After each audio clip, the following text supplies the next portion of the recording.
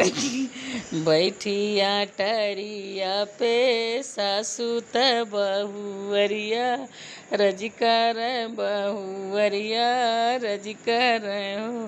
सासू चली चल तू शिव के मंदिरवा पूजना हम करब मंगन कुछु मांगब हो।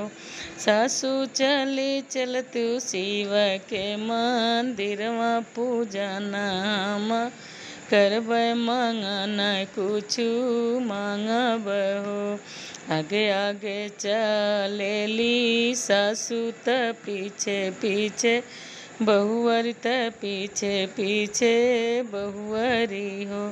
सखिया खोली देत पंडित जी के मड़िया पूजनत हम करब मंगन कुछु मांगब हो।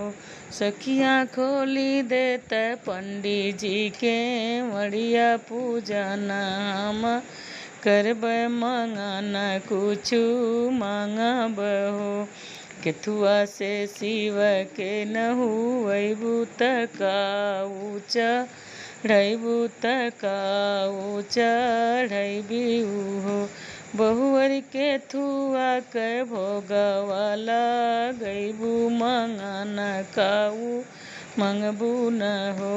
बहुअरी केथुआ के भोगवा लगैबू मंगन काऊ मंगबू न हो।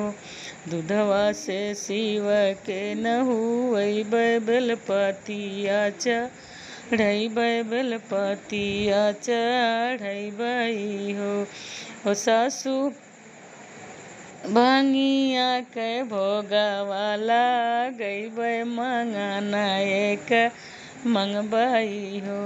सासू भंगिया के भोगवा लगैब ललन एक मांगब ललन एक मांगब हो।